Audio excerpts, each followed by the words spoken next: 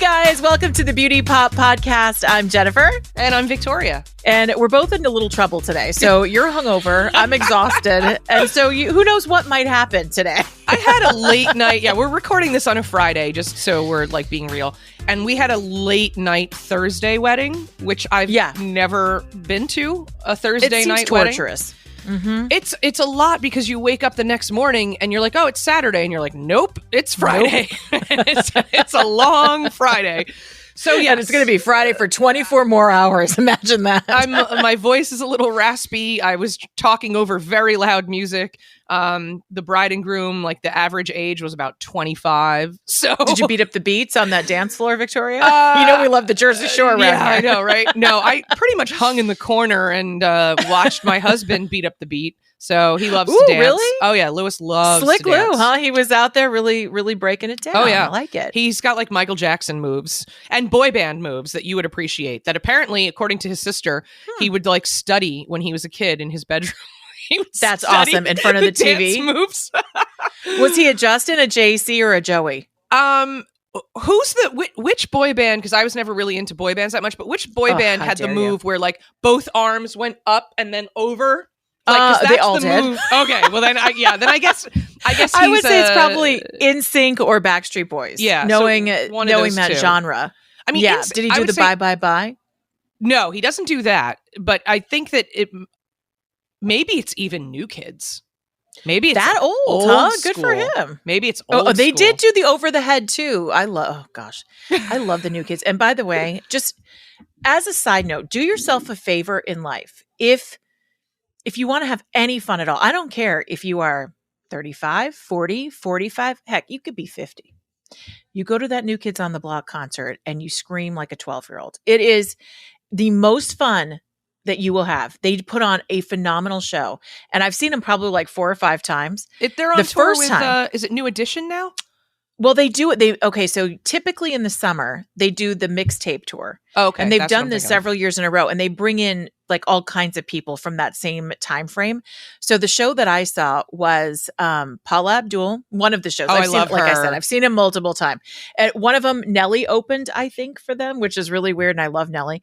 But the great show I went to the Hollywood Bowl because I live in Los Angeles. And it was Salt and Peppa, Paula Abdul, Boys to Men, and New Kids on the Block. And I would love that. I love Paula so Abdul. Much fun. I love Salt and Peppa. Yeah, that would have been. I bet that was a lot of fun. But I'm telling you, these guys, like especially when a couple of them were single. Now I think they're all kind of linked up and married up. But when Donnie was single, before Jenny McCarthy, that was when I saw his first show. This dude would make out with girls in the audience. He was like all over people, multiple women every night. Like it was like you were almost uncomfortable going, oh my gosh, should I be seeing this? But now, of course, Jenny McCarthy's with him and ruined all of our fun. So forget meeting. But I actually feel like anymore. It's funny that you say that he was like randomly making out with, strangers because like Jenny used to do that too. So they're kind of the same person. I think that's what attracted them. And of course, since then we've had coronavirus and like monkeypox. And so I guess it would have probably ended anyway, but it was fun while it lasted. That is a lot of fun. So yes, that's what my husband was recreating on the dance floor last night. But I love it. It was just, it was just like a really long night, and I didn't get to bed till like 2:30. And I slept in my makeup, and I still have it on because I'm too lazy to do anything about it. I can go to bed at 8:00. Full disclosure, even though we host this podcast, I can go to sleep at 8:00, totally sober, and still sleep in my makeup. So it's not good. It's not. Do as I say, not as I do. Yeah. Correct.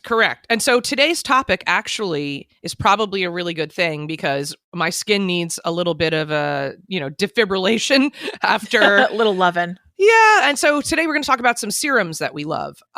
Yeah.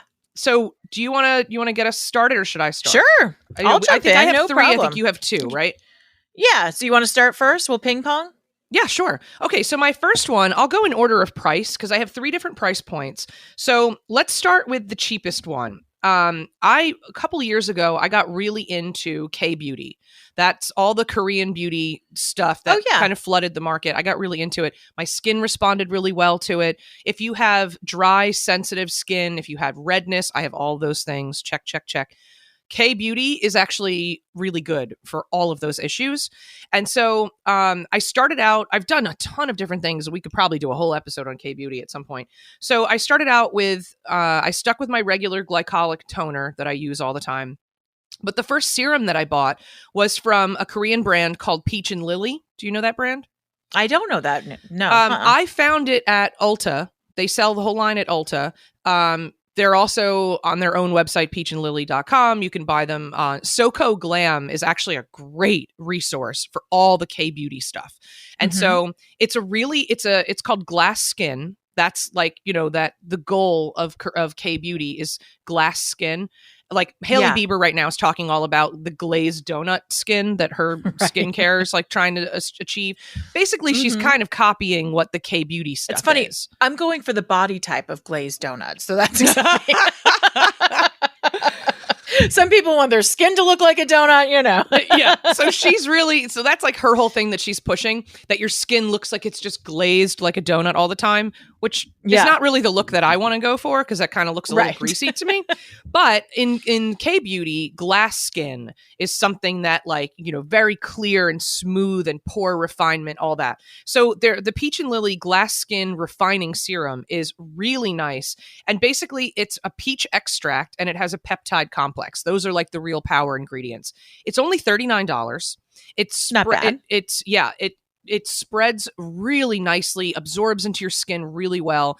And I just let it dry down and then I'm ready for moisturizer on top of it. It's really, really nice.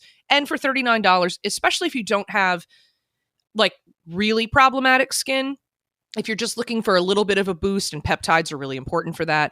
And a lot of fruit extracts are being used, now that's like a big thing. Of course. That cockadoo or cacado or whatever that plum is. That's one that's in every. It's a bird. Yeah, it's like Kakadu or something. Yeah, I know what you're talking about. I have no idea how to say it. Yeah, I have no idea how to say it either. It's a plum. Lewis, who edits this, he's gonna be like, you should have looked it up how to say it. I can't today. That's my answer. So anyway, but like a lot of fruit extracts, pineapple extracts, things like that, which actually is in one of the other serums that I'm going to talk about. But this one is a really nice one. It's not that expensive. A little bit goes a long way, like 1 or 2 drops. And so I've had this bottle probably over a year. And so for $39, it's a really good, not bad. It's a good one. I'll get a little more expensive as we go, but what's your first one? All right, you want to start with the cheap one, because I have my two go from $8 to $84. So you can see I'm kind of all over the place. I like that swing. Yeah, with my skincare, and this is just part of my routine. So when I do my skincare, I cleanse obviously both at night and in the morning. I use a toner both at night and in the morning, and then I use a serum at night and in the morning and a different moisturizer.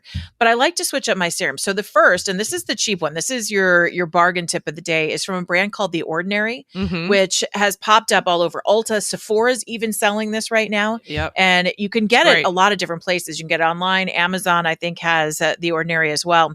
And as you reach a certain age, everybody tells you to try retinol, right? Retinol. And so I decided it was time, and I absolutely love this serum. Now, this one you do have to use a little bit more. It's a dropper container, and I'll tell you what the exact name is. It's The Ordinary Gran Active Retinol 2% emulsion, and it's previously advanced retinol 2% is what it is. And it looks very much like you're going in and doing your own little mixing and dropping. It's a little dropper bottle.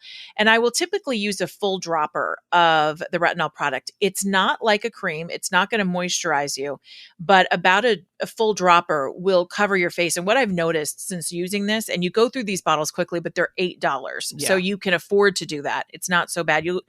Probably one will last you maybe 2 months. I think it's probably about fair. And I'll use this one before I go to bed at night. I don't use retinol before I go out in the day, because you're in the sun. It's not great for your skin. Yeah. So this is my nighttime serum. And what I've noticed is that I started getting like these little raised bumps. I don't have acne. Knock on wood. I have not ever really had to deal with that. I have really dry skin. I've never had it, even as a teenager. If I get one acne, pimple a year, it's like a thing. Every once in a while, like a hormonal one will pop up or something like that, but usually nothing. And so what I noticed is that I started to get these little raised imperfections, like in this area by my eyebrow, some like one a little raised on my forehead. Now you can't really see it, but I could feel it, and it was bothering me, and I couldn't figure out how to get rid of it. And I started using retinol, and I'm telling you, this Ordinary brand, gone. And I really do credit it to that. I think that retinol is amazing. You do have to use it for a while. It doesn't happen overnight. Yeah. But I stuck with it and just kept using it and using it. And I really think that this product is a good one. And for the price, it's the best retinol that you will get for $8. I don't think you can clean, and it's all, 2% retinol. You're not going to find that even in more expensive products. Right. And the thing about the Ordinary is which is a brand that I love. I think it's a Canadian brand, actually. It might be. I don't know. It's a lot of science. It's very science forward. And there's, like you said, it's almost single ingredient products. So they're not, they're not marketing. The packaging is really plain. You're really getting, you're getting a very solid dose of whatever it is. Like I have the AHA peeling solution from the Ordinary. Yeah. And I mean, it can, you have to be careful. We can do a whole episode on peels and stuff, but the concentration from the Ordinary products is really good. And when you look at the really price, you're like, how are they even able to do it like this? But I think it's just because they stick with one solid ingredient. They don't add fillers. There's no fragrance added. There's no other stuff that makes it more expensive. And the packaging is simple. Yeah. Yeah. And the packaging is just clean and simple, which and it's I also kind shelf stable. Yeah. And that stuff is shelf stable, which a lot of times you have to kind of be careful, especially like when you get into the vitamin C type products. They're not that shelf stable. Goop has one, which I haven't tried. It gets good reviews, but I don't, it's like $120. I don't want to spend it, but you have to like mix the powder with the serum to make the vitamin C solution. Like you're really your own chemist with it. Yeah. And that's just to keep it shelf stable because vitamin C really degrades very quickly. And I don't know how fast retinol would degrade in a bottle, but that sounds, I mean, I didn't even realize that the Ordinary made a retinol serum, and I might switch It's really to that. good. I love it, and then I put on my moisturizer, and so you I'm let good it to go. absorb And it in, really, and how do you give it any time in between? I put it on. I do a little, I do a little fanning of the face. I might brush my teeth in between, and then I'll put my moisturizer on at night. And the Ordinary, and we'll talk about eye serums and creams at a certain time. I'm sure we'll get to that. But they also have an incredible eye product that I love. Again, it's just through the dropper. It's very simple. It's a caffeine eye lift, and when I use that in the morning, I can tell a difference. And my bags, that tired look, it really goes away, and it goes away fast. So wow, I think they do a great job for the price. Before they realize what they have, buy it up. Yes, that's true. That is true. All right. So speaking of vitamin C, so my second serum is kind of an interesting one. It's from Uncommon Beauty. Now, Uncommon Beauty is from Uncommon James. And Uncommon James, Kristen Cavallari, everybody knows, from Laguna Beach and her own reality show with her now ex-husband, the whole thing. So she came out with this serum, and I was like, I'll give it a try. I think it's a little expensive for what it is. It's $62. This is actually, I just realized this is the most expensive one that's on my list, but it has that cockadoo plum in it. And it smells Again, you're incredible. liking that cockadoo plum. Well, and the more I read about it as an ingredient, it's a great really antioxidant. incredible. Yeah. And so this is like a high potent, this is called pineapple peptide nectar. And the reason she said it's called a nectar. Can you add vodka to that? I know, right? Sounds good. When you smell this, it smells so citrusy and incredible. Like you want to eat it. Like it is really amazing. But the reason that she said that they had to call it a nectar is because in order to classify as a serum, and this is where like the legal stuff comes in, and then you realize how shady the cosmetics industry really is. I saw her do like a Q&A on it. And she was like, well, I wanted to keep it really clean, but in order for me to have it be called a serum, I would have had to add other stuff like preservatives and other things. And she said, I didn't want to do that. So we came up with the name nectar, and that passed through legal. I like that. So that's why it's called that. But it goes on. It's a thicker serum, and it absorbs into the skin more slowly than the Peach and Lily. I would not recommend this under makeup because it's a little too heavy. So this is a nighttime serum. This is a nighttime or just a daytime. If you're, daytime and you're not wearing makeup that day, vitamin C during the day is actually really good because it can help, combat like the, UV rays and stuff. So it's a really lovely serum, has a luxurious texture to it. I do think it's a little overpriced, but if you have a little extra room in your beauty budget, it's worth it. And again, the texture and the smell, it just makes you happy. It really is like it's like your sensory, evaluation of it is just like, wow, this kind of smells amazing. Makes me happy. I love a product that smells good, Oh. especially when it's got that like islandy kind of vibe and you're like, Oh, my this vacation, does. just for about 30 seconds. This one really I love it. does. And you would love it. I'm interested in trying that because I'm having a problem with vitamin C serums. I don't know if there's something about them, or at least the ones that I've tried, that burn my face when I put them on. Oh, this does not burn, because you and I have sensitive skin. So like I'm sensitive to that too. This does not burn at all. It's very soothing. Because I was using a vitamin C serum for my daytime serum just because I wanted something that was going to brighten, kind of lighten up any of the dark spots and just brighten up my complexion. But every single one, I've almost had to toss them all because they all burn my face. So I'll be interested to try that one from Uncommon. It's very soothing. And that's actually what led me to my next serum, because I was having such a problem with the vitamin C that finally I was like, you know what? It's not worth it. It's making my face red. It's making me uncomfortable. Oh, yeah. If I'm feeling that way, it's not good for my skin. So I tossed it and I thought, what am I going to use in the daytime? My nighttime serum, as I told you, is this retinol. And so I think I mentioned in a previous podcast, I'm a member of FabFitFun, get all these beauty products. And one of the product lines that they have is Murad. And I have to say, I had a bias about Murad because it just to me looked so basic, and it seemed to look like, I mean, it's very highly priced, but it just didn't look, it didn't have the sparkle and the shine There's no that sex attracts me appeal to to some it. products. Yeah. Not sexy at all. Yeah. But it is a clinical brand. I mean, it does, and it is a beauty editor favorite. They use it a lot. They reference it a lot. I'm a convert. I'm a total convert now because I gave it a try. And so this one, and this is more expensive, but this, like you said, with your first product, you only need a dot. You just need the tiniest little drop from a little pump container. This is Murad Resurgence Rapid Collagen Infusion. And it goes for about $84. Typically, you can get it online or at Sephora. Ulta also carries Murad in most locations, not in all of them. But what I love about this is that collagen, first of all, is obviously on trend. Everybody's using collagen. Everyone's eating it, drinking it, like exactly. Supplements, gummies in your coffee, iced coffee. And honestly, the jury really is still out on. You can hear all kinds of differing opinions. If you ingest collagen, does it really help? If you put it on your skin, is it really doing anything? I mean, the jury's still out. But you know what? It doesn't harm you. And so it doesn't harm. Try. And this is very moisturizing, by the way. And this is why I really like it, is that whatever the formulation is, it plumps up your skin. And I find that it's perfect for daytime because, at night I do the retinol, I do my night cream, and then I want something that's going to kind of brighten my face and hydrate it right away so that I can have a nice smooth surface for my makeup. And so this Murad, this collagen, rapid infusion collagen, I don't know if it's adding collagen back to my face, but it does give me a great base for makeup. And I do it right before I use my moisturizer with SPF.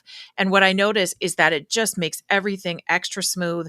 It makes those fine lines that kind of pop up overnight. You're sleeping on your face and all that. It makes them go away. And it really does just kind of revitalize you especially for use in the morning. And so I've been a huge fan of this. I haven't even needed to buy a new bottle. This thing has lasted me probably for 3 months already, but I am a fan and I notice results right away. So this is a little different than the retinol product, which takes a while and you have to be consistent with your skincare.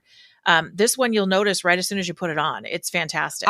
That might become my new daytime serum. I love that idea. That sounds like you're getting more results from that than I am getting from the Peach and Lily. The Peach and Lily is calming and it's very nice and it feels moisturizing. Yeah. But if you want something that's a little more results driven, it sounds like the Murad is the way to go. And it was really liking $84.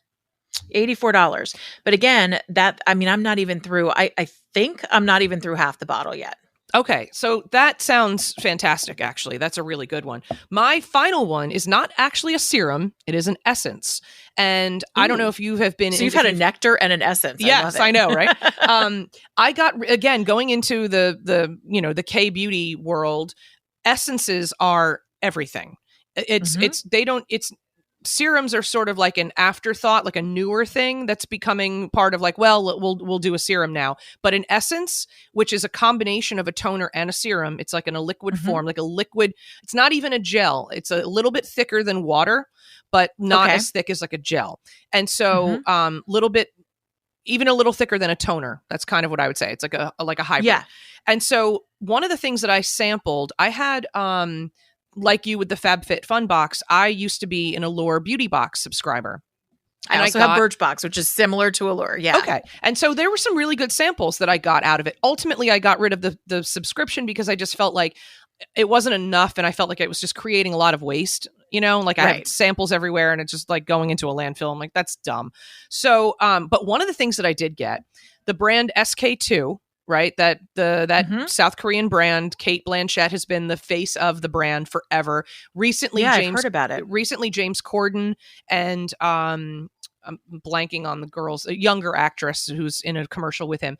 And so the whole big thing about this essence, it's a red bottle, is it's $185. Okay, it's no joke. It is expensive. And the background on it is that South Korean bakers were every day making dough and baking bread, and someone realized that their hands were like incredibly youthful looking on these older people. And the reason, and what they found, there was a yeast extract in in the dough, and it's called Patera. And so Patera is the main ingredient in the SK2 essence. And it's not an expensive ingredient, obviously. It's in bread. Like, it's how they make the bread. But because it's marketed and, the whole thing, now they charge $185. Every celebrity that has good skin swears that it's because of the Patera in the SK2 essence. That's what they all swear by. They have a bigger bottle that's like $350. It's ridiculous because I had the sample bottle from Allure Beauty Box. And if you put it on a cotton pad, you're losing half your product into the cotton. Right. So I ended up just putting a little bit on my hand and then just rubbing it straight on my face. But then again, you still have it on your hands, which I put everything on the back of my hands. But you can put on your hand. Yeah, exactly. Everything that goes on my face goes on the back of my hands. But at the end of the bottle, which lasted, it was a sample size bottle. It probably lasted about 3 weeks, maybe a month. And I used it consistently because I really wanted, and I'm not consistent with anything, but I wanted to be with this because I wanted to find out, like, is this really worth the hype? Is it worth the price? Yeah. Because if it was worth the price, then I would take the leap. Well, after 3 weeks, I was like, I don't notice anything. I literally noticed nothing. It did nothing for my skin. And so I was reading, I love to read all the different, K-beauty blogs and stuff. And I think it may have even been Allure magazine, which I trust with their beauty awards and everything. And so this one girl said, okay, I have like the best dupe for the SK2 Patera essence, and it's a fraction of the price, and it has the same ingredient. And it's called Then I Met You. It's a super cute little blue and purple bottle. It's really cute, yeah. And it's called the Giving Essence. It has not only the Patera stuff, which is a trademark name that SK2 uses, but whatever Patera actually is, some sort of yeast compound, it's the same thing that's in this. This is $50 for a bottle. And oh my gosh. I have had and that's a good sized bottle, by the way. It's a good sized bottle. It's almost a 4-ounce bottle, which doesn't sound like much, but I've had this bottle for 6 months, 8 months, maybe. And I do the same thing. I dump it onto my hand, rub my hands together, splash it all over. And this is a game changer on your skin. Does it replace your toner, or do you use a toner in addition? Sometimes I'll do a glycolic toner first, and then I'll do a serum. But if I'm using this, I like this to just go right on clean skin because it's got all those active ingredients that I want. And I don't really want a toner to kind of get in the way. So I use this in place of the toner. And I'm telling you, this is the stuff that gives you actual results. Like, you will really, I'm trying it. You will really notice a difference. And then just looking it up today, because I wanted to kind of, I haven't read anything new about it. Well, now it's like blowing up. Now it's available everywhere. And every beauty blog is like, okay, you don't need SK2. Like, you just buy this stuff. It really is that good. It smells nice. It absorbs into your skin like immediately. I'm smelling it now. It's really fabulous. If you can get a sample of it, if you don't want to splurge on the $50 for the full size bottle, see if you can get a smaller size just to try it. But I would say after a few uses, I was like, wow, I am noticing real progress. Yeah. It's really, really good. So this is like my secret weapon now. This has totally become a secret weapon. And again, I've noticed a difference on the back of my hands with it too. So I feel like one of those. Wait to try I feel like a South Korean baker. I'm like kneading the dough every day without the bread. Yeah, without the bread, like no carbs. You're a gluten-free baker. Yeah, but you get all the benefits. So yeah, that's awesome. I can't wait to try that. One. And that one was called called Then I Met You is the name of the brand. Then I Met You. And it's called The Giving Essence, and it's $50 for the bottle. And you can find this at SoCo Glam has it. I believe thenimetyou.com now has it, because they didn't have their own website even when I first bought this, and it's like catching on. Now they have other products. They have a moisturizer, they have a cleanser that gets really good reviews. So I might dive a little deeper into the brand, but this stuff, amazing. I was so happy that I was able to find something to replace the SK2, because I would obsess about it, because every celebrity that's in their it's in their it's in their medicine cabinet. And I was just like, am I the only one not getting any results? So I was super happy when I found that one. But that's I love it. I'm going to try that. That sounds great. I want to try your Murad, and you try the Giving Essence. Yeah, absolutely. And here's the thing: we have to just commit that we're going to use it, because the problem is that I, like you, have like a short attention span. So I think you've got to give it some time. Yes. The retinol was the one thing, that was the one product I just kept with, because I heard it doesn't work overnight. You got to keep consistent with it. Yeah. But otherwise, I'm like, oh, something new. So we should pick these products and just really use them. It's true. And my friend Andrea Laventhal is we used to work together at Cosmo Magazine. She is the style and beauty editor of People Magazine right now. And we were talking about just different products that celebrities use and stuff. And she goes, at the end of the day, she said, the best product is the one you're using consistently. And she said, and the one that works for you. And because everybody's so different. She's like, you can use CeraVe.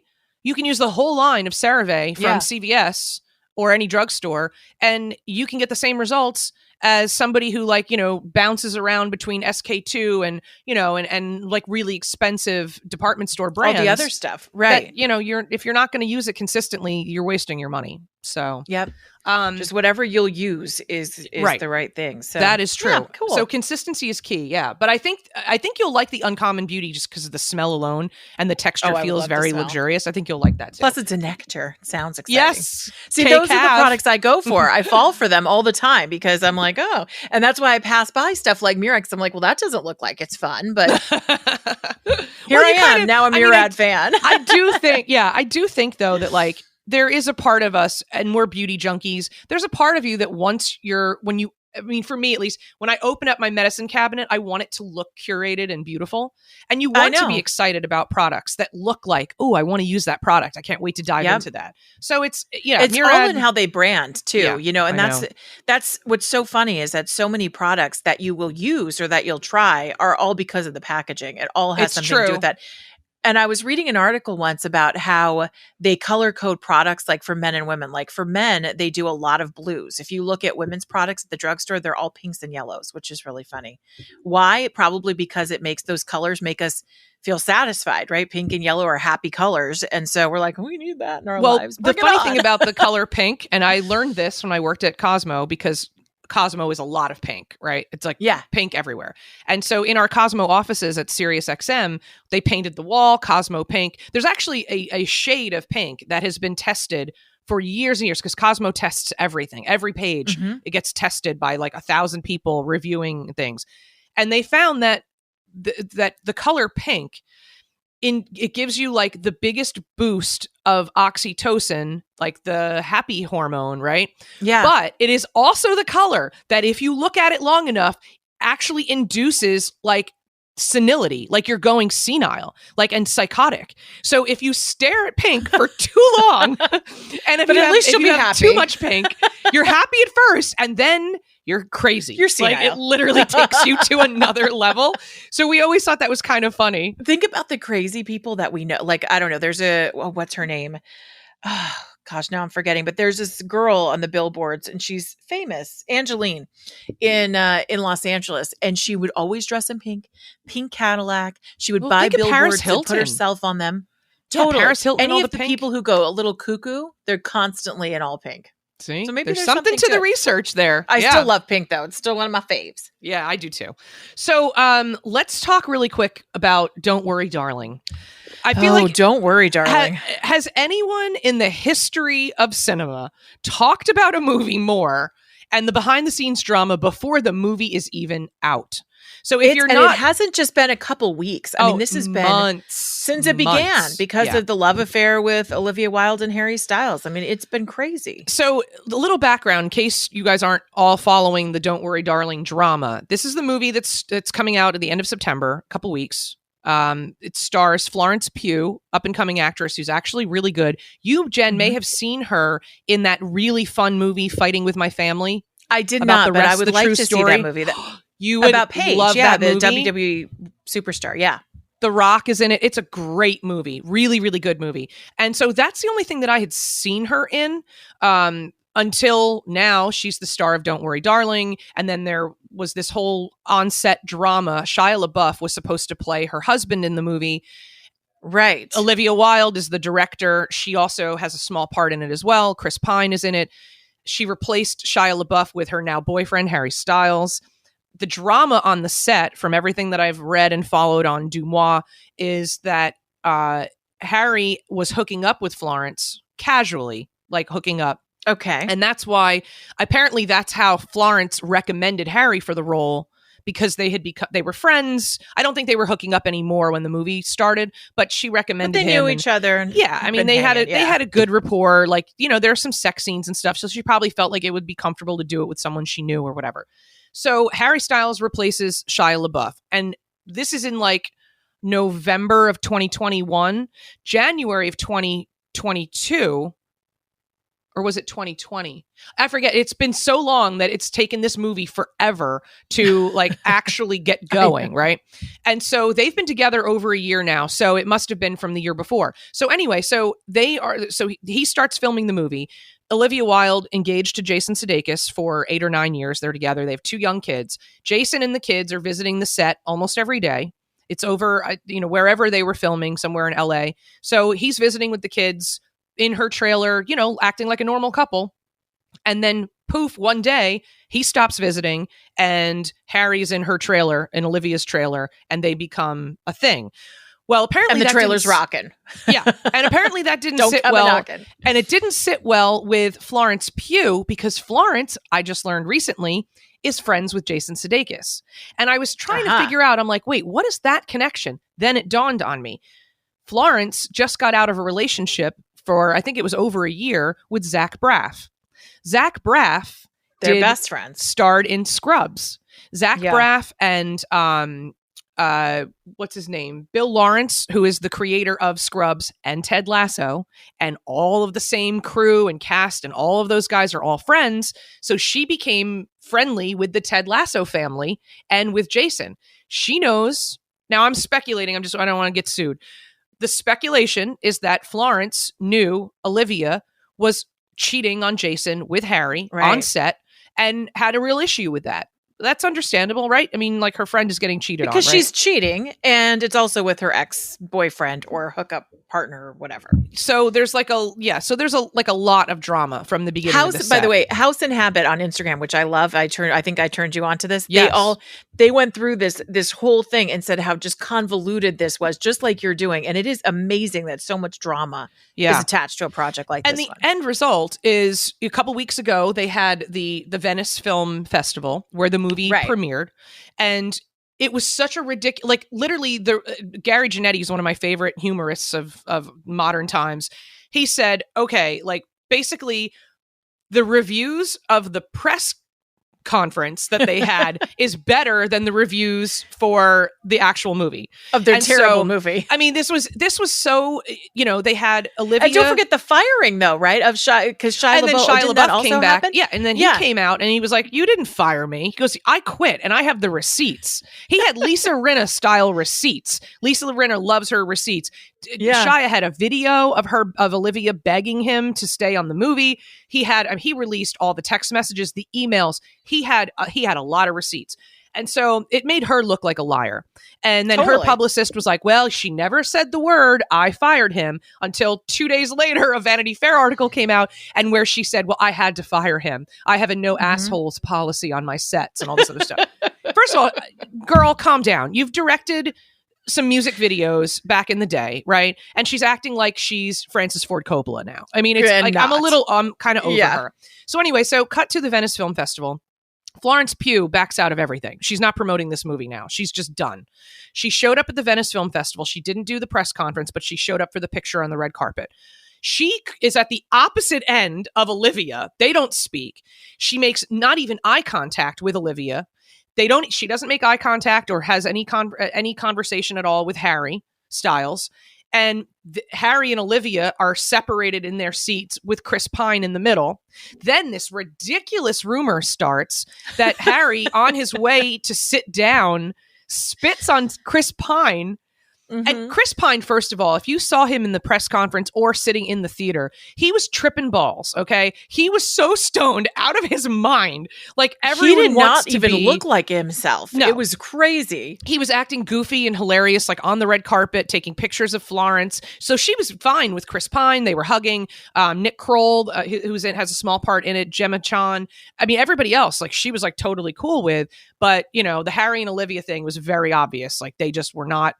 They're not having it. They're not doing anything. So now the reviews of the movie are out, and they're terrible.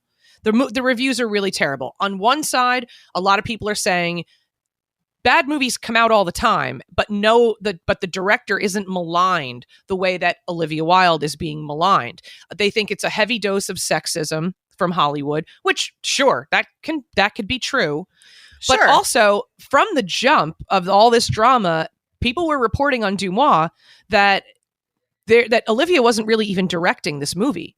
That it was like who was directing it? That she brought in another person, like her cinematographer, I guess, and her assistant director were the ones who like really directed the movie, because she's also co-starring in it. And the rumor is that, you know, she was kind of like above her head. She didn't know really what she was doing. In too deep. She was in over her head. She didn't really know, like, this is a large scale movie. Isn't that what Shia said too, that he quit because it was so poorly managed, right? I think he called it chaos. Style. I think, yeah. Chaos, yeah. And I think he said that there was no rehearsal time, and Florence Pugh apparently was doing another movie, and then she had like a death in the family. So they couldn't seem to make it work. And in that video, which I'm sure is what pissed off Florence Pugh maybe as much as the cheating on Jason Sudeikis, is she says to Shia in that video, well, you know, maybe this is a wake-up call for Miss Flo. And so the term Miss Flo started trending, and the movie's not even out yet. Like, the whole thing has been, it's been crazy. Rolling Stone, I didn't read the review, but Lewis did, and he was like, wow. He goes, it gave it a really bad review. You know, I'm going to still see it, because when there's that much drama surrounding a movie, I want to actually see how I feel about it. So it's coming out, I think, September 23rd. I won't see it in the movie theater because, you know, I just wait for everything to be on streaming. But I do want to see it. But I'm curious. Apparently, the best thing about it is Florence Pugh's performance, which is not surprising. Harry Styles has only done like one other movie, I think, or two. So it'll be really sad that all of this has ruined Olivia Wilde for me, though. And this, I promise you, is not sexist, because I, you know, like to see women succeed. Sure. It has nothing to do with that. But I do think that she does have the crazy eyes going, the whole, I mean, poor Jason Sudeikis looked like he was absolutely blindsided with a Mack truck by the fact that his marriage is no longer. And he looked like that for a long period of time, whether it was an award show appearance or whatever it is. Something was really, going on there. It looked like he was shocked. And gosh, I don't know. I think that's a hard one to come back from, especially when you get reputations like that. Yeah. Because how many actors are going to want to work with you, or how many companies are going to want to invest in you, especially if your end product isn't good?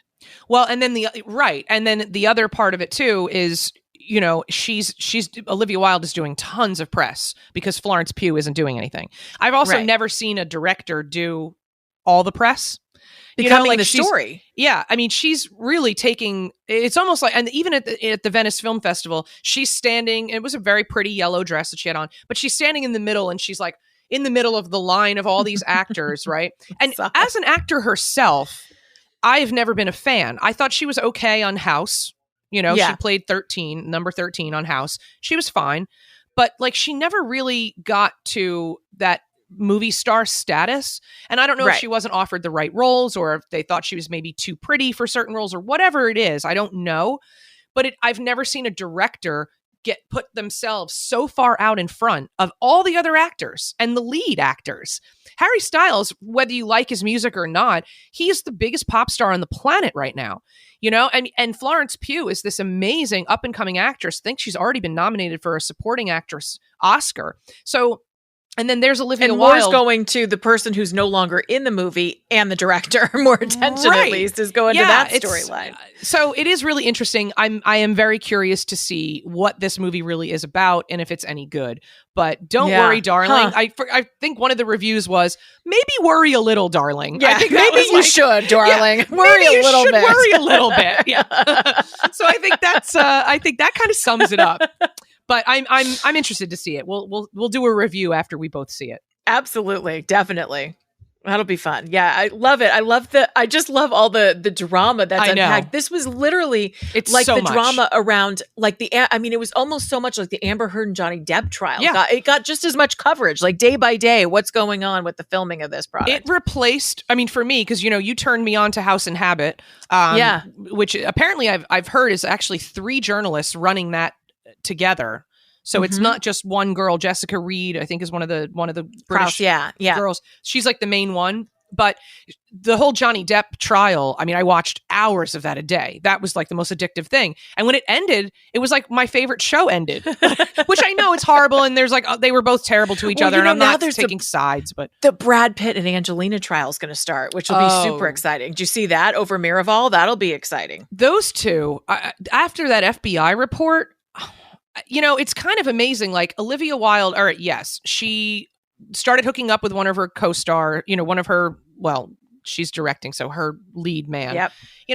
But Brad Pitt, like that FBI report, like he put his hands on Angelina. She had bruises that they took pictures of, and he has walked away scot-free.